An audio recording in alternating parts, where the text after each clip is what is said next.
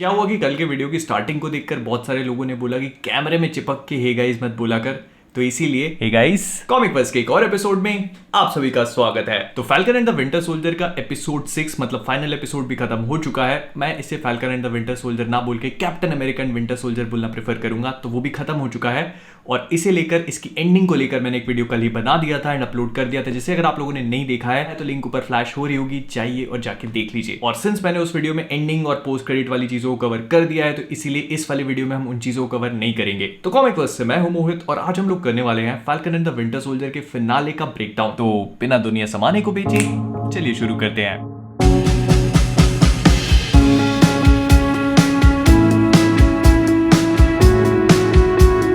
इस वाले एपिसोड की शुरुआत भी वहीं से होती है जहां पर लास्ट एपिसोड खत्म हुआ था। मतलब वही जीआरसी वालों की जो पूरी मीटिंग हो रही थी उसको फ्लैग स्मैशर्स हैक कर लेते हैं एंड इस पूरे रूम में जितने भी लोग होते हैं वो बहुत ज्यादा परेशान हो जाते हैं एंड डेफिनेटली बहुत सारी सिक्योरिटी को इधर उधर मूव करना शुरू कर दिया है। एंड सैम और बक्की भी अब लोकेशन पे पहुंच चुके हैं और इसी सीन में जब सैम और बक्की आपस में बात कर रहे होते हैं तो सैम बक्की से कहता है कि उसने बैकअप को बुला लिया है और बैकअप होता है और कोई नहीं बल्कि शारिन कार्टर, जो वहां पे आती है एक मास्क को पहन के। एंड इसी वाले मास्क को हमने कैप्टन अमेरिका विंटर सोल्जर के एंड में भी देखा था जिसे ब्लैक विडो लगाती है। तो ये बहुत ही अच्छा कॉल बैक था, विच मेक्स मी थिंक कि अभी तक इनका एमसीयू में यूज क्यों नहीं किया गया और क्या ये पूरी तरह से स्क्रल्स की पावर की बेइज्जती करके रख देते हैं। फिर इसके बाद बक्की और शारिन दोनों ही जीआरसी की बिल्डिंग में जाते हैं और अगर आप लोग सोच रहे हैं कि इस वाले सीन में बक्की की वाइब्रेनियम आर्म ने मेटल डिटेक्टर को एक्टिवेट क्यों नहीं किया, तो इसका रीजन बहुत ही सिंपल सा है। मार्वल वालों ने हमें ब्लैक पैंथर के कसिनो वाले सीन में ये चीज बता दी थी कि वाइब्रेनियम मेटल डिटेक्टर्स को एक्टिवेट नहीं करता है। क्या कमाल की टेक्नोलॉजी है, हेलो वकांडा। फिर इसके बाद हमें पहली झलक देखने को मिलती है सैम विल्सन की नई कैप्टन अमेरिका कॉस्ट्यूम की, जो सीधे आई है वकांडा से और इसके विंग्स पूरी तरह से वाइब्रेनियम के बने हैं। अब ये कॉस्ट्यूम बहुत हद तक कॉमिक बुक एक्यूरेट है, क्योंकि जब सैम विल्सन कैप्टन अमेरिका बनता है कॉमिक बुक्स में तो उसकी कॉस्ट्यूम भी कुछ इसी तरह की होती है। और जब सैम यहीं पे खड़े हुए एक आदमी को बताता है कि वो कैप्टन अमेरिका है तो वो बंदा उससे फिर कहता है कि कैप्टन अमेरिका तो चांद पे थे ना। एंड सिंस स्टीव रॉजर्स की बात निकली है तो स्टीव रॉजर्स कहां पर है, इसी लेकर मैंने एक वीडियो बनाया था जिसकी लिंक ऊपर फ्लैश हो रही होगी, अगर नहीं देखा तो जाके देख लेना एक बार। फिर सैम अंदर जाने की कोशिश करता है लेकिन तभी उसका रास्ता रोक लेता है बैटरॉक, जिसे हमने लास्ट एपिसोड में देखा था और हमें पता है कि शारिन कार्टर इसकी फंडिंग कर रही है। अब बैटरॉक और सैम के बीच में भी काफी अच्छी फाइट होती है जिसमें बैटरॉक सैम को काफी अच्छी तरह से पेलता है और ये फाइट काफी अच्छा कॉल बैक थी कैप्टन अमेरिका विंटर सोल्जर की, जहां पर स्टीव और बैटरॉक की भी इसी तरह की एक फाइट होती है शिप के ऊपर और उस फाइट में स्टीव को बैटरॉक को हराना पड़ा था हैंड टू हैंड कॉम्बैट से। लेकिन सैम के पास सुपर सोल्जर सीरम नहीं है तो उसे अपनी शील्ड और अपने जेट पैक का कंबाइंड यूज करना पड़ता है बैटरॉक को हराने के लिए। और जेट पैक की बात निकली है तो मैंने एक और काफी अच्छी सी डिटेल नोटिस करी इसमें कि सैम के जेट पैक का कलर भी पहले रेड हुआ करता था लेकिन अब कैप्टन अमेरिका बनने के बाद ये ब्लू हो चुका है। और इसी मौके का फायदा उठाकर शारिन कार्टर वहीं पर खड़े हुए एक फ्लैग स्मैशर के सूट में कुछ प्लांट कर देती है,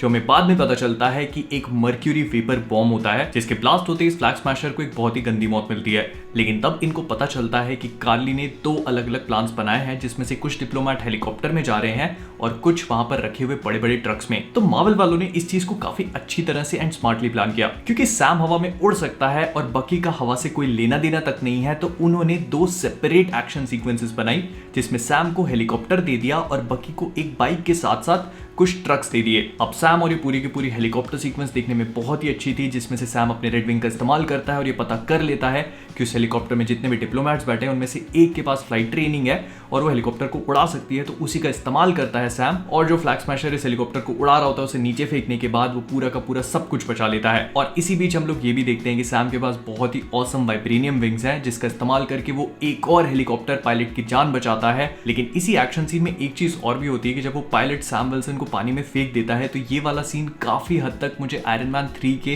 वो टोनी स्टार्क जब पानी में गिरता है उसके घर वर पूरे सामान के साथ, उसकी याद दिला देता है। और वहीं दूसरी तरफ हम लोग देखते हैं कि बक्की एकदम धूम वाले स्टाइल में जाता है और फ्लैग स्मैशर से लड़ाई शुरू कर देता है। लेकिन तभी वहां पर आ पहुंचते हैं हमारे मिस्टर जॉन वॉकर। अब जॉन के कैरेक्टर आर्क को लेकर मैंने अपने एंडिंग एक्सप्लेन वाले वीडियो में काफी अच्छी तरह से बात कर दी थी, तो यहाँ पे मैं इस बारे में बात नहीं करूंगा कि मुझे कैसा लगा क्या लगा।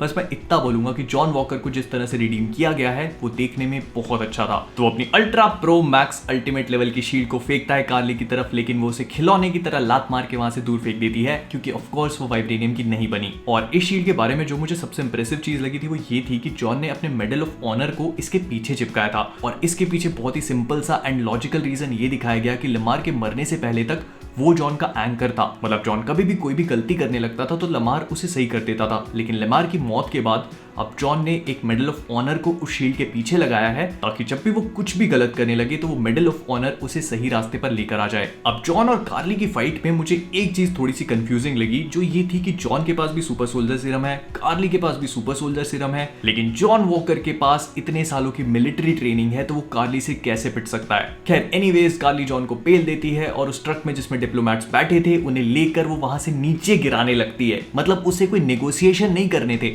उसे इन लोगों को भी मारना ही था। इस पूरे एपिसोड को देखने के बाद मुझे रियलाइज हुआ कि इस पूरे सीजन की मतलब falcon and the winter soldier की सबसे बड़ी लसन जो है वो कार्ली थी। कार्ली लसन थी।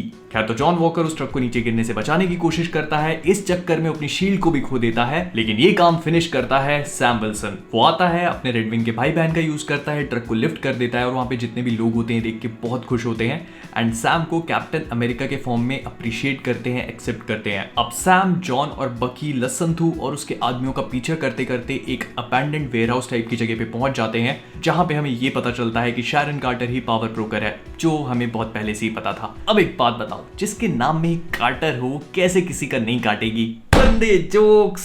अब अगर आप लोग ये सोच रहे कि मार्वल वालों ने शैरन कार्टर को इविल बनाकर उसकी लेगेसी पे हक दिया है, तो ऐसा बिल्कुल भी नहीं है। मैं आपको बता देता हूं कि कॉमिक बुक्स में वो मल्टीपल टाइम्स इविल बन चुकी है।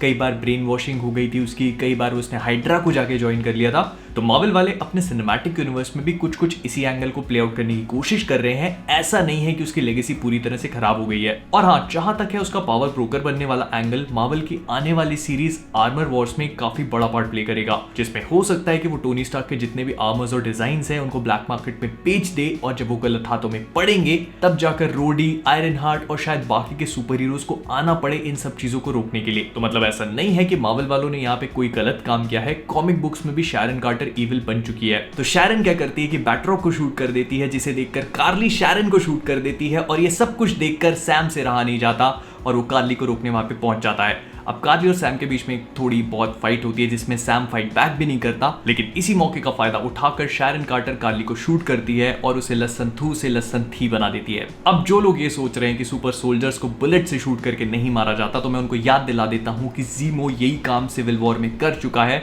जब उसके एंड में उसने उन सोते हुए सुपर सोल्जर्स को सिर में शूट करके मारा था। फिर इसके बाद हम लोग देखते हैं कि सैम कार्ली की बॉडी को लेकर पहुंच चुका है उन सरकारी लसनों के पास, और इस वाले सीन को देखकर मुझे थोड़ा बैटमैन वर्सेस सुपरमैन के सुपरमैन वाले सीन की याद आ गई। फिर इसके बाद सैम की एक बहुत ही अच्छी सी स्पीच होती है, जिसमें वो उन लोगों को समझाता है कि जो कुछ भी वो करने जा रहे हैं वो चीजों को सही करने का तरीका नहीं है। और इसी स्पीच में वो 3 बार थानोस के रेफरेंसेस देता है। सबसे पहली बार तो तब जब वो आधी पॉपुलेशन को साफ करने की फोर्स के बारे में बात करता है, फिर दूसरी बार तब जब वो उनसे ये कहता है कि अगर उन लोगों ने अपने तरीके चेंज नहीं करे तो ऐसा ही 2.0 खड़ा हो जाएगा, and trust me you don't want to see 2.0। तो यहाँ पर मुझे ऐसा लगा कि एंड गेम में जो थानोस का 2.0 वर्जन हमने देखा था, सैम शायद उसकी बात कर रहा है, क्योंकि वो डेफिनेटली पुराने वाले थानोस से बहुत ज्यादा डेंजरस था। और लास्ट में वो उनसे कहता है कि उनके पास इतनी पावर है कि या तो वो इनसेन गॉड बन सकते हैं या फिर एक मिसगाइडेड टीनेजर। तो यहाँ पे इनसेन गॉड से भी हो सकता है कि थानोस को रेफरेंस दे रहा हो, विच मेक्स मी थिंक कि अगर ये सारी की सारी बैटल न्यूयॉर्क में हो रही थी तो स्पाइडरमैन कहां पे था। तो प्रोबेबली ऐसा हो सकता है कि एमसीयू की टाइमलाइन में falcon and the winter soldier का एक क्लाइमैक्स सीन और फार फ्रॉम होम एक ही टाइम पे टेक प्लेस करती हैं। मतलब शायद पीटर यूरोप में था जब ये सारा का सारा कांड यहाँ पे चल रहा था, इसीलिए वो वहां पे अपीयर नहीं हुआ। फिर इसके बाद हम लोग देखते हैं कि ज़ीमो का बटलर जो बचे हुए फ्लैग स्मैशर्स हैं उनको निपटा देता है। जॉन वॉकर यूएस एजेंट बन जाता है। अब प्रोबेबली जॉन वॉकर को पूरा यूएस एजेंट बनाने वाला सेटअप हो रहा है थंडरबोल्ट्स के लिए, जो शायद आने वाली अपकमिंग सीरीज सीक्रेट इन्वेजन में आएंगे। अब इन चीजों को मैंने अपने एंडिंग एक्सप्लेन वाले वीडियो में अच्छे से एक्सप्लेन किया है, तो अगर आप लोगों ने वो चेकआउट नहीं किया तो जाके देख लेना। तो कुल मिला के falcon and the winter soldier एक ठीक ठाक सीरीज थी। इसका फिनाले एज सच इतना ज्यादा माइंड ब्लोइंग नहीं था, लेकिन फिर भी हमें बहुत सारी चीजों को लेकर क्लोजर मिल गया। सीरीज जितने भी स्टोरी आर्क्स को स्टार्ट करती है उन पे डिलीवर कर देती है। और इस पूरे शो को लेकर आपके क्या थॉट्स हैं, ओपिनियंस हैं, ये सारी की सारी चीजें मुझे कमेंट्स में बताना मत भूलना।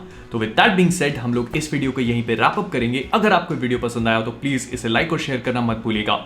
फिर इसके बाद अगर आप सभी लोग कॉमिक वर्स पे नए हैं तो वो नीचे वाला सब्सक्राइब बटन आपको मेरे टी शर्ट की तरह रेड दिख रहा होगा, तो उस पर टच करिए और उसे तुरंत ही ग्रेप बना दीजिए। ऑलमोस्ट 500 के हो गए, ऑलमोस्ट। और इससे मुझे याद आया कि एक बहुत ही इंपॉर्टेंट अनाउंसमेंट है। मैं Q&A करने का सोच रहा हूँ, तो आपके जितने भी क्वेश्चंस वगैरह हैं ये सारे के सारे या तो आप कमेंट्स में लिख सकते हैं या फिर इंस्टा पे स्टोरी डाल के मुझे टैग कर सकते हैं। और हाँ, हम लोग कुछ ही देर में डिस्कॉर्ड पे भी एक टॉक पार्टी रखेंगे, तो अगर आप लोग डिस्कॉर्ड पे फॉलो नहीं कर रहे हो तो वहां पे आ जाओ, फॉलो कर लो, टॉक पार्टी करते हैं थोड़ी देर में।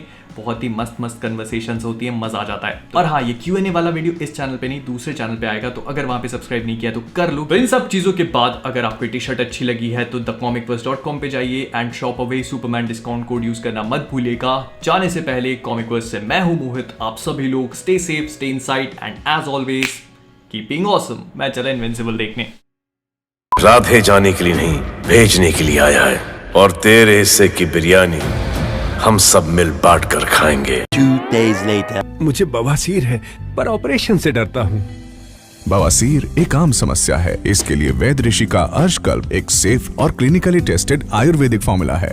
ये ब्लीडिंग व सूजन को कंट्रोल करने में ज्यादा असरदार है। 40 सालों का विश्वास, वैद्य ऋषि का अर्शकल्प।